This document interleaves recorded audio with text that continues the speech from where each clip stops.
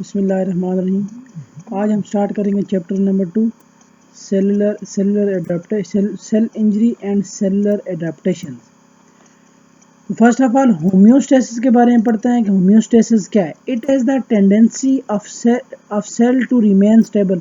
ये सेल की वो टेंडेंसी है कि जिसके अंदर वो अपने आप को स्टेबल रखता है, नॉर्मल रखता है, स्टेडी स्टेट के ऊपर रखता है, स्टेडी स्टेट के ऊपर। होम्योस्टेसिस एक ऐसा प्रोसेस है कि जो बॉडी के नॉर्मल टेम्परेचर्स को, नॉर्मल फंक्शंस को, जो एक स्टेट पे उनके अंदर कोई तब्दीली नहीं आने देता, उसको नॉर्मल रखता है। जिस तरह के अगर बॉडी का टेम्परेचर 37 से ज़्यादा हो गया तो वो बॉडी के अंदर वेजोडाइलेटेशन करवाएगा, उससे स्वेटिंग होगी, स्वेटिंग से फ्लूइड लॉस होगा और बॉडी का टेम्परेचर कम होगा। और अगर बॉडी का टेम्परेचर कम है तो शिवरिंग करवाएगा और साथ में वेजो कंस्ट्रक्शन होगी और जो बॉडी का टेम्परेचर होगा वो लॉस नहीं होगा, वेजो कंस्ट्रक्शन के ज़रिए उसको रोकेगा और बॉडी के टेम्परेचर को नॉर्मल करने की कोशिश करेगा। इस प्रोसेस को होम्योस्टेसिस कहा जाता है। और नॉर्मल सेल कौन सा होता है? It is the cell that has capacity to maintain its normal और homeostatic state and is able to handle the physiological demand.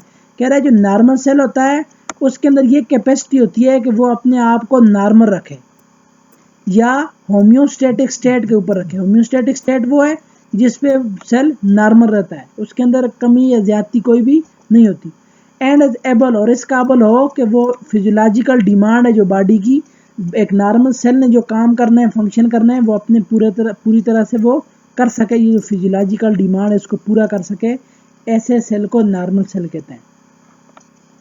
Cell response to unfavourable condition, जब अनफेवरेबल कंडीशन होगी, जैसा कि अगर कोई टेम्परेचर में फ़र्क है, कोई इन्वायरमेंट में फ़र्क आ गया है, तो ये कोई रेडिएशंस वगैरह के, ऐसे एक बंदा था कि जो एक किसी रेडिएशंस वाले एरिया में काम कर रहा है, किसी माइंस के अंदर काम कर रहा है, किसी गर्म इलाके के अंदर काम कर रहा है। अब उसमें अनफेवरेबल कंडीशन के रिस्पॉन्स में जब बंदा अनफेवरेबल कंडीशन में चला गया, उसके बाद सेल का क्या रिएक्शन होगा? तो सेल दो तरह से रिएक्ट करेगा। Normal cell react to adverse condition stimuli by the following two ways. कह रही है नॉर्मल सेल होगा, उसका जो रिएक्शन होगा वो दो तरीकों से होगा। एक, सेलुलर एडाप्टेशन, सेल अपने आप को अडाप्ट उस माहौल में अडाप्ट करने की कोशिश करेगा। सेल अडाप्ट करेगा, अपने अंदर तब्दीलियां लेके आएगा ताकि उस जो एनवायरनमेंट के मुताबिक अपने आप को नॉर्मल प्रिजर्व रख सके। या फिर क्या हो जाएगी? सेल की इंजरी। अगर सेल एडाप्टेशन की लिमिट क्रॉस होगी उसके बाद सेल इंजर्ड हो जाएगा, सेल की डेथ हो जाएगी। अब पढ़ते हैं cellular adaptation. It is the adjustment of the cell within limits to the environment.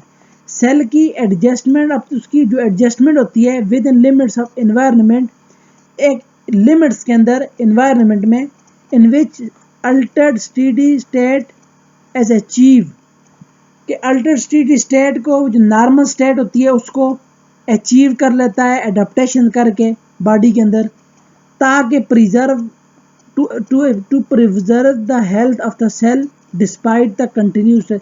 जो कंटिन्यू स्ट्रेस लग रहते हैं वो फिजियोलॉजिकल स्ट्रेस हों, नॉर्मल स्ट्रेस हों, या किसी बीमारी की वजह से, किसी रेडिएशन की, किसी एनवायरनमेंट की वजह से, इन्वायरमेंटल फैक्टर्स की वजह से उसके अंदर तब्दीली आ रही है पैथोलॉजिकली, या कि बॉडी का नॉर्मल मैकेनिज्म में कोई हार्मोन्स हैं, कुछ भी हो रहा है,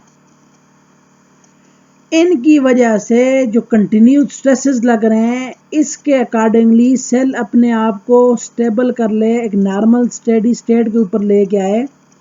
स्टेडी स्टेट के ऊपर ये लेके आएगा ताकि सेल की जो हेल्थ थी उसको प्रिजर्व कर सके। सेल अपना नॉर्मल काम करने के लिए अपने आप को उस एनवायरनमेंट के अकॉर्डिंगली खुद को स्टेबल करने की कोशिश करेगा। ये सेलुलर एडाप्टेशन होती है। अब types, there are two type of cellular adaptation. Cellular adaptation की दो टाइप्स होती हैं। एक होती है फिजियोलॉजिकल एडाप्टेशन और दूसरी होती है पैथोलॉजिकल एडाप्टेशन।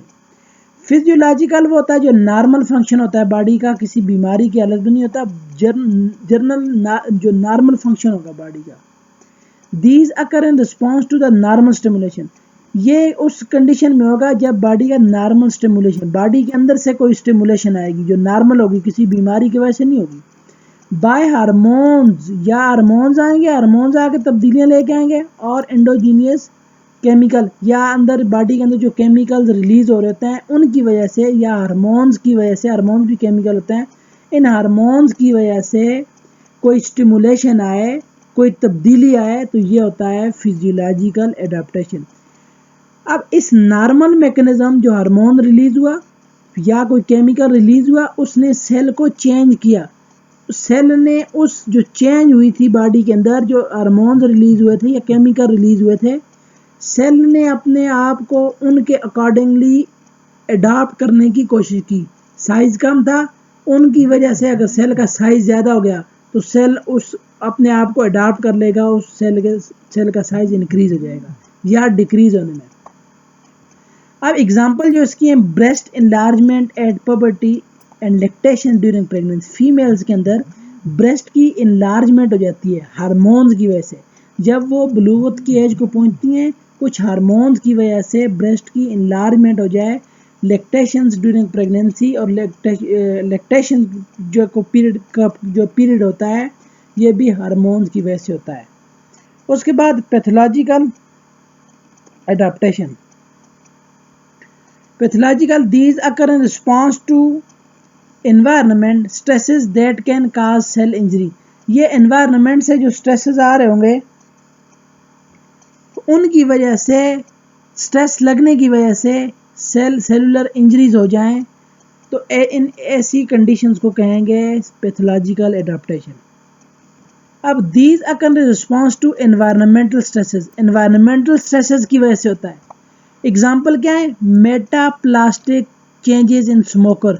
जो स्मोकर होते हैं, सिगरेट पीने वाले होते हैं, इनके अंदर सेल की एक टाइप मेटाप्लास्टिक चेंजेस होती हैं जिनमें सेल का साइज अगर वो स्क्वायर था तो वो किसी और शेप में चला गया। सेल की जो टाइप थी, किस्म थी, एक सेल चेंज होके दूसरी टाइप के अंदर कन्वर्ट हो गया है। बार बार स्ट्रेस लगने की। अब बंदा जो स्मोकर होता है वो बार बार सिगरेट स्मोकिंग कर होता है, तो उससे क्या होता है, जो निकोटीन वगैरह होती हैं, ये एनवायरमेंटल स्ट्रेसेस होते हैं, ये जाके लंग्स के सेल को तब्दील कर देते हैं। तो सेल अपने आप को नॉर्मल रखने के लिए, उसकी हेल्थ को प्रिजर्व करने के लिए एक दूसरे सेल के अंदर, दूसरी टाइप के अंदर खुद को अडॉप्ट करने की कोशिश करता है। तो इसको बोलते हैं मेटाप्लास्टिक चेंजेस इन स्मोकर। जो मैकेनिज्म होता है इसके अंदर, मैकेनिज्म ऑफ सेलुलर एडेप्टेशन। एट्राफी बोलते हैं जिसमें सेल का साइज डिक्रीज कर जाए, कम हो जाए। हाइपरट्रॉफी जिसमें सेल का साइज ज़्यादा हो जाए। हाइपरप्लेजिया जिसमें सेल के नंबर ज़्यादा हो, अगर 2 सेल थे वो डिवाइड होकर 4 में चले गए। मेटाप्लेजिया वही हमने पढ़ा कि चेंजेस इन सेल, अगर सेल की जो किस्म होगी वो तब्दील हो जाएगी, एक टाइप चेंज होकर दूसरी टाइप में। अप और down regulation of specific cellular receptor, up and down regulation होगी कुछ स्पेसिफिक सेलुलर रिसेप्टर्स की। और induction of new protein synthesis by target cell, जो टारगेट सेल होंगे उनके रिस्पॉन्स में कुछ न्यू प्रोटीन्स बनना स्टार्ट होंगे उस पर।